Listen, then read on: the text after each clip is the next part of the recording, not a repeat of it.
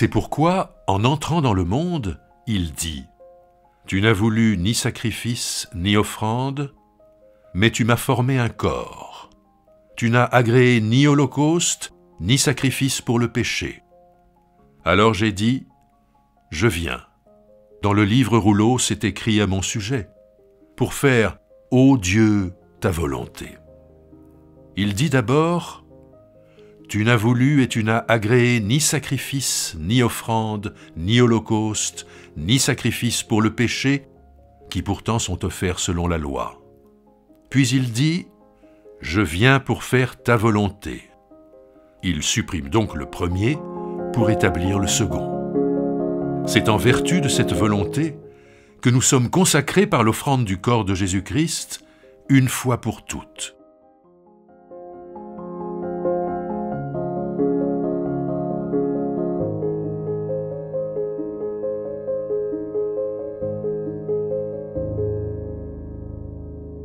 L'épître aux Hébreux n'est pas la plus facile des épîtres du Nouveau Testament, car il s'adresse à un public qui a une culture juive et qui parle souvent de Jésus à travers le prisme de la loi dans le Premier Testament et qui relie notamment la mort de Jésus à travers le prisme des sacrifices. Nous avons souvent dit que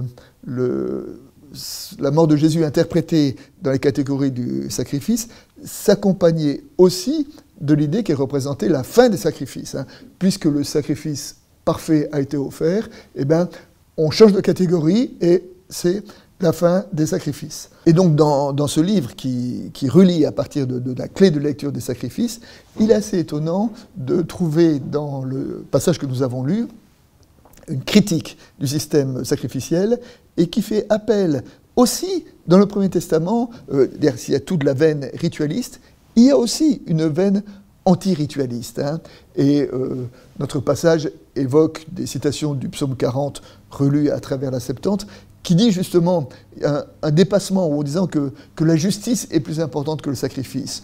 Dans cette même veine, nous pouvons penser à ce verset de Jérémie, dans lequel le prophète ose dire quelque chose qui, dans un premier temps, est contre-intuitif, puisque Dieu dit par la bouche de Jérémie « Je n'ai rien dit à vos pères, je ne leur ai donné aucun ordre le jour où je les ai fait sortir d'Égypte au sujet des holocaustes et des sacrifices.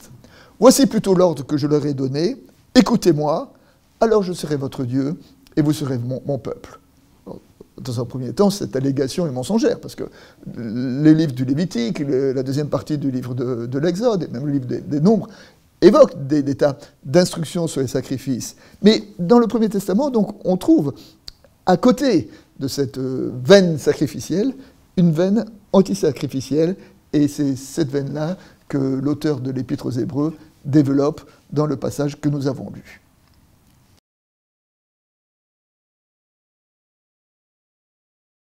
Le passage que nous avons lu donc fait cette relecture du psaume 40 dans lequel il dit dans la bouche du psalmiste « Tu n'as voulu ni sacrifice ni offrande, je viens pour faire ta volonté ». Et en fait, ce verset-là correspond à un changement de catégorie religieuse, lequel changement va s'opérer notamment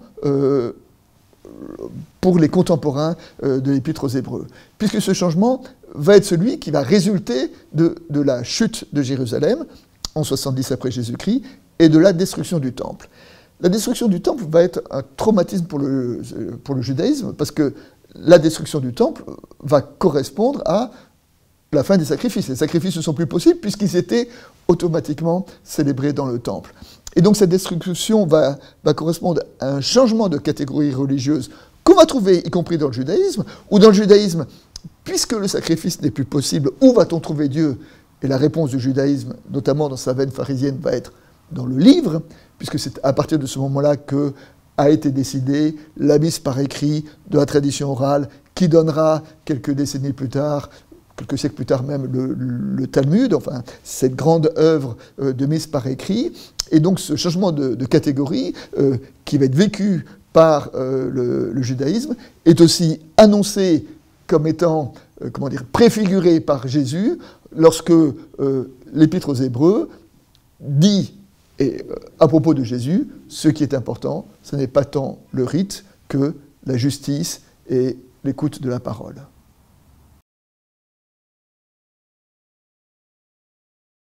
Le dépassement de ces catégories religieuses peut être lu aussi à travers, dans le texte de l'Évangile de ce dimanche, à travers l'opposition entre deux personnages, et deux personnages dans le couple, qui sont Zacharie et Élisabeth. Zacharie et Élisabeth étaient mariés, un couple âgé, qui n'avait pas d'enfants, et donc c'est lorsque Zacharie est prêtre, et Zacharie accomplit son office dans le temple de Jérusalem, qui reçoit la visite d'un ange qui lui annonce la naissance d'un fils. Et là, la réaction de Zacharie est une réaction d'incrédulité. Comment cela est-il possible? Et même l'ange lui dit, puisque tu n'as pas cru, tu seras condamné au mutisme, tu ne parleras pas jusqu'à la naissance de l'enfant. Donc on voit que Zacharie, qui était prêtre, qui était dans le temple, et donc on peut dire que symboliquement, il représente toute cette économie du rite et du sacrifice. Zacharie n'a pas cru, et en opposition à Zacharie, notre texte présente le personnage d'Élisabeth. Élisabeth, qui est une femme âgée, mais qui, lorsqu'elle reçoit la visite de Marie, sait reconnaître dans l'enfant qu'elle attend celui qui apportera le salut en Israël. Donc, Élisabeth sait reconnaître que c'est dans la fragilité de cet enfant qui est attendu par sa cousine, qui est trop jeune pour avoir des enfants, c'est là que l'Évangile va apparaître, et non pas dans les rites du temple. Et donc, dans cette association entre Élisabeth et Marie, on voit émerger ce qui sera le cœur de l'Évangile. Le cœur de l'Évangile, c'est que Dieu ne vient pas à nous à travers un rite religieux, mais Dieu vient à nous à travers un enfant, à travers l'humilité, à travers la justice, à travers l'amour, et que nous pouvons entendre aujourd'hui à travers l'étude du livre, le livre contre le sacrifice.